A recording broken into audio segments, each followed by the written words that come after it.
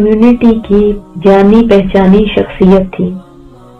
2 बच्चों की शादी से फारिग हो चुकी थी, बाकी 2 कॉलेज गोइंग होने की वजह से बिल्कुल इंडिपेंडेंट हो चुके थे। इसके बाद उनका महबूब मशगला घूमना फिरना या फोन पर बातें करना था।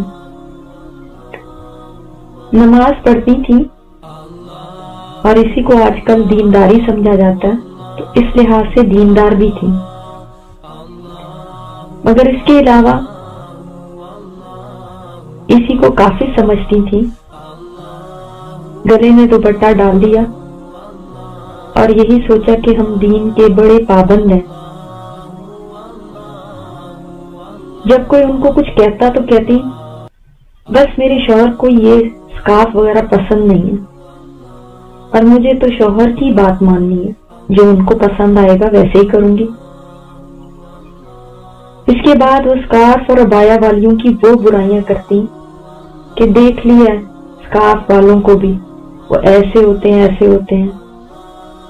गोया ऐसी औरतें जो भी बुरा करती हैं उसकी वजह उनका स्कार्फ ही होता है।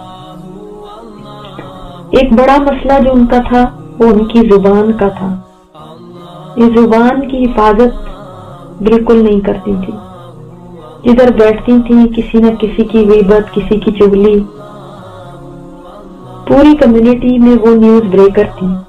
किसकी तलाक हो गई, किसकी शौहर के साथ लड़ाई हो गई, कौन क्या काम करते हुए पकड़ा गया, किसकी बेटी का चक्कर कहाँ चल रहा है, किसका बेटा किन लोगों में उठता बैठता है। इस किस्म की तमाम खबरें उनके पास होती थी, जिनको वो जहां बैठती वहां पे इश्तिहार के तौर पे लगा देती है।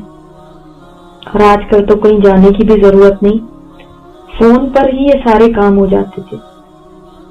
सास से बहू की बातें, बहू को सास की बातें, लगाई बुझाई करना, बावजूद इसके कि नमाजी थी और दीन से भी तो कुछ वाकफियत रखने वाली थी, फिर भी लोग उनसे तंग रहते थे और डरते रहते थे कि उन तक हमारी कोई बात ना पहुंच जाए वरना सारे शहर में ढंढोरा पिट जाएगा। अगर किसी को जुर्रत नहीं होती थी कि उनसे कुछ पूछ ले, वरना उनसे बात करने में कोई जीत नहीं सकता था।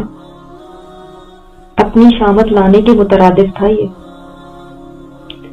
कुछ अर्सा पहले उनको अचानक हार्ट अटैक हुआ और वो अल्लाह को प्यारी हो गई। मैं खुद जनाजे में साथ गया था। उनकी कब्र को देखकर ही खौफ आ रहा था। बाज कब्रें जब खोदी जाती हैं तो पहले से अपने आने वालों का पता बता देती हैं, और वाकई मेरा खदशा सही साबित हुआ, क्योंकि जब कुछ दिन बाद मैं वहां से गुजरा तो आंटी को बुरी हालत में देखा। वो बहुत तकलीफ में थी। किसी पल उनको चैन नहीं था।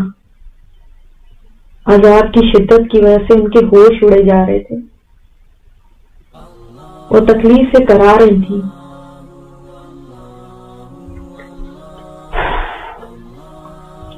उन्होंने मुझसे कहा था, बेटा तुम लोग अभी मुझे दफना कर गए ही थे, मैं तुम्हारे कदमों की चाप भी सुन रही थी कि मेरे पास हिसाब किताब लेने के लिए फरिश्ते पहुंच गए, और उस वक्त से अब तक मैं इस अजाब में मुब्तला हूं।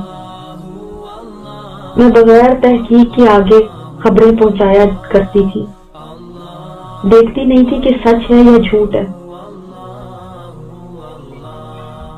बस जल्दी ये करती थी कि आगे किसी तरह बता दूं।